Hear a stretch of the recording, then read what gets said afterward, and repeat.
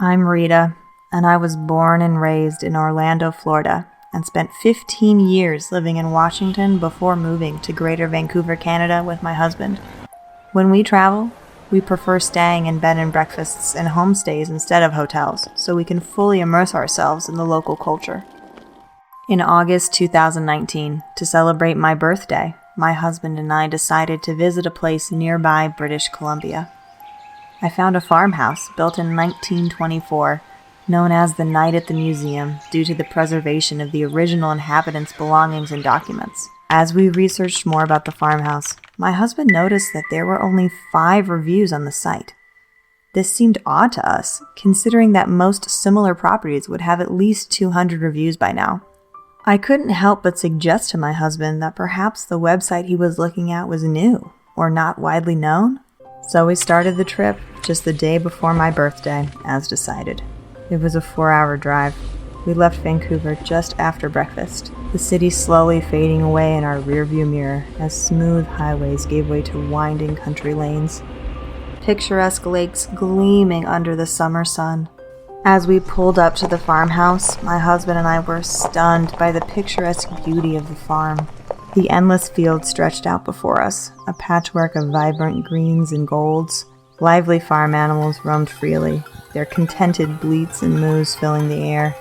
And in the distance, towering mountains stood majestically, their peaks dusted with a light mist. It was a scene straight out of a painting, one that took our breath away. Entranced by the old charm of the house, I crossed the threshold before my husband could even unload the bags. The corridor to my left was filled with antique furniture, each piece seeming frozen in time. A well-worn carry bag hung from a hook on the wall, while a delicate dress and a pair of shoes lay discarded on a nearby chair. It was as if the real people who once lived here had simply vanished, leaving their belongings untouched for decades. As I stood there, an eerie feeling crept over me, realizing that these items had been used by someone who lived 100 years ago. The thought of someone slipping on that dress or stepping into those shoes sent shivers down my spine. As I made my way through the narrow passage, I discovered 3 distinct rooms. The first was a spacious bedroom with a queen bed. The next room was noticeably smaller, meant for children, I suppose, with a single bed against the wall. Lastly, I came upon another bedroom, this one fitted with 2 twin beds. While I found the collection of antique objects in the house charming, some of them gave off a creepy aura. One such item was a vintage pram that looked like it came straight out of an old movie. And to add to its creepiness, there was a doll inside. I asked my husband why anyone would want to keep such a creepy doll in their home. He thought it was lovely and exciting, but for me, it was still a spine-chilling sight. What made it even scarier was that the doll wasn't a regular one. It was a rag doll that resembled the Annabelle doll. The bathroom was located across from the trolley, and every time I had to use it at night, I would shut my eyes tightly and avoid looking at the doll. Overall, the atmosphere in the house had a haunting feel, and something even more unsettling happened later on. We took stock of the kitchen, stocking it with essentials to sustain us during our stay. Outside, the sprawling farmland stretched for miles, beckoning us to explore its beauty. Suddenly, a figure emerged from a neighboring house, the farm owner. Their warm smile instantly put us at ease as they welcomed us with open arms.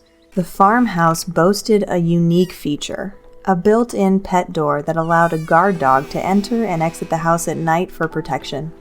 As an animal lover, I couldn't help but smile at the sight of the dog, a beautiful Bernese mountain dog with gentle eyes. Our guide led us through the property, pointing out the clever use of one of the stables as storage space, and showing us a whimsical flower bed made from a repurposed hospital bed. It's white in color, it's made of iron. Imagine if legs of the hospital bed are removed, and the open middle part is the flower bed, filled with various types of flowers. So we entered the drawing room and settled in for the evening. We stumbled upon an old record and put it on to listen to the songs. The record was so ancient that it had a distinct crackling sound playing in the background. Oddly enough, this added to the ambiance made for an eerie experience. And this is where the first strange occurrence took place.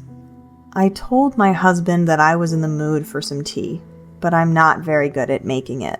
So I asked him to make some for us, and he headed off to the kitchen. As I waited, I listened to the old record. But after a while, I realized my husband still hadn't returned. I called out to him a couple of times, but the crackling sound of the record must have drowned out my voice. It was getting late, so I got up and walked towards the L-shaped corridor.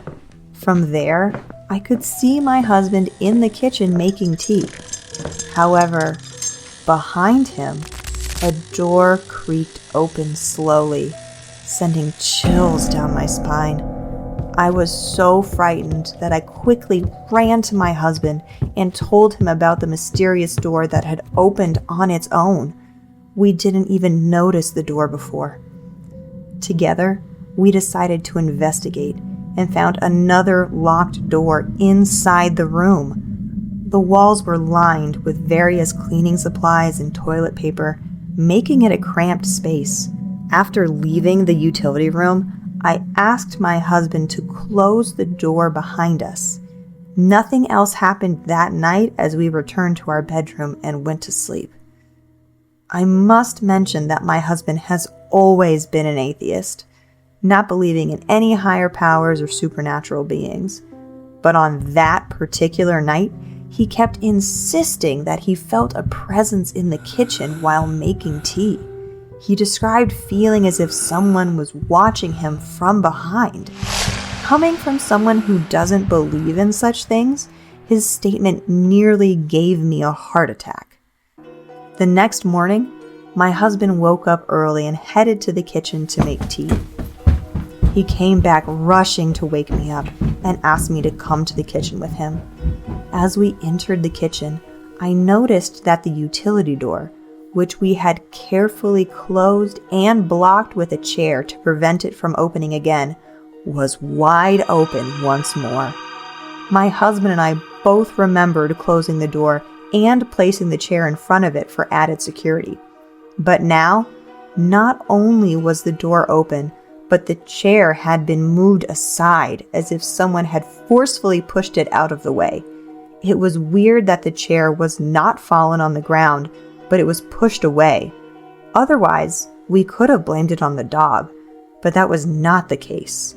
Despite our initial frustration, we decided to stick to our plans to visit a nearby wildlife park and quickly started preparing breakfast. However, when we reached for the bread and eggs in the fridge, we were met with another issue. To our surprise, the loaf of bread we had bought for breakfast was covered in green fungus, as if it had been left out for days. Upon further inspection, we discovered all the eggs in the tray were also cracked. After a long day, we returned home. The guard dog, who seemed particularly attached to my husband, was very excited to see us. Wherever my husband went, the dog followed. It was as if they had some special bond between them. That night, the dog even joined us for dinner and happily ate some chicken tandoori with us. As we sang and danced, the dog seemed to enjoy our company just as much as we did. There was no sign of him wanting to leave the house. That night remains one of the most terrifying experiences of my life. Even now, the thought of it makes me nervous to look over my shoulder. As I mentioned before, the dog decided to stay with us. He hopped onto our bed, settling himself at the foot of our feet. It was not a big bed to accommodate a big dog, but my husband is so much in love with that dog that he insisted to keep him anyways. Also, he suggested keeping the bedroom door open in case the dog needed to go out during the night. Exhausted, I drifted off to sleep with our new companion by our sides. I woke up in the middle of the night to a cold breeze on my back, which was strange because of the warm atmosphere. We didn't have a ceiling fan.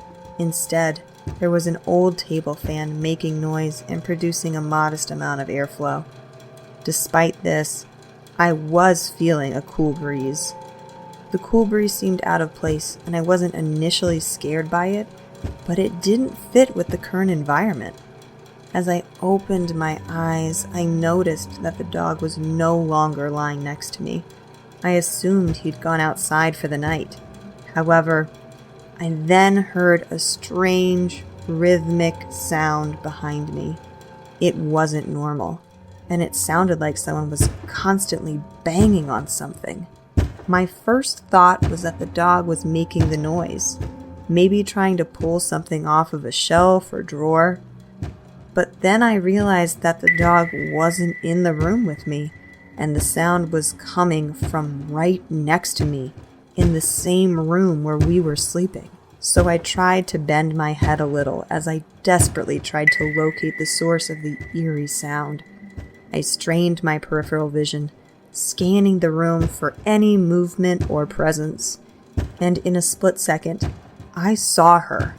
A woman in a long brown skirt and dark top, her features obscured in the shadows. My heart pounded against my chest as I watched her near a nearby table. She was hunched over, furiously rubbing and cleaning something on its surface. But then I noticed the real issue. The table was unbalanced, causing it to continuously bang against the ground with each frantic scrub. Panic surged through me as I considered screaming for help, but my throat felt constricted, as if someone was squeezing it shut. It seemed like an eternity before I could move again, my mind racing as I realized this figure wasn't even focused on me. It was simply going about its business without a care in the world. But as this realization dawned on me, another one hit just as hard. I tried to extend my right hand towards my husband to wake him up, and I realized my husband was not next to me in bed. A cold sweat broke out across my skin. As I searched for him in vain, I kept that mysterious woman within my line of sight, fearing what might happen if she caught me trying to move. I started sweating as I realized that I was completely and utterly alone with this unknown entity in the room. Even now, the thought of what happened next sends shivers down my spine. My heart dropped when I realized my husband was not by my side. As the strange woman paid me no attention, gave me a glimmer of hope to escape the situation, and I slowly inched towards the other side of the bed, determined to make a run for the door. But as I shifted my weight on the old creaky bed, it let out a noise, causing the woman to turn and face me. It was clear that she had been aware of my presence all along. Driven by pure instinct, I jumped off the bed and sprinted towards the door, screaming and desperately searching for my husband. My legs burned as I sprinted down the L-shaped hallway, my heart pounding with the urgency of a trapped animal. The sound of my own screams filled my ears as I desperately called out for my husband, hoping against hope that he would hear me and help me escape this nightmare. My eyes widened in terror as I skidded to a halt and saw him standing before the open kitchen utility door I mentioned earlier. His body was rigid, his gaze fixed on some unseen horror beyond the threshold. I rushed towards him, shaking him violently and pleading for him to snap out of whatever trance had taken hold of him. But he remained unresponsive, his vacant eyes staring through the doorway into a world of darkness and fear. Panic consumed me as I remembered the exit door in the utility room, our only chance at freedom from this haunted house. With every ounce of adrenaline-fueled strength, I tried to drag my husband towards it, determined to break free from this hellish place. And finally, with a jolt, he snapped back into consciousness, asking why I was screaming. As he regained awareness, I found the courage to turn on every light switch within reach, illuminating the hallway, kitchen, and dining room in a blinding glare. Trembling with fear and desperation, I asked him what he was doing here. He replied that he'd just come out of the bathroom and closed the door behind him. We could still hear the sound of the flush tank filling up. It dawned on me that as soon as he closed that door, he must have seen something or someone inside the utility room that sent him spiraling into a state of terror and confusion. By then, he was not aware what has happened with me, but according to him, whatever happened with him was a trivial issue, as he justified that after closing the bathroom door, he was just about to turn back, and that's when he heard me screaming at him. But I knew the truth. I saw him standing, transfixed and unresponsive, with a blank expression, staring at the open utility door. And for me, this was far from normal. I couldn't bear to spend another night in that wretched room, haunted by the unknown terrors.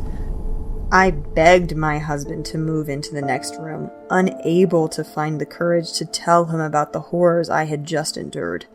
As we settled into the uncomfortable beds of the other bedroom, I kept denying his questions about the incident, promising to tell him in the morning.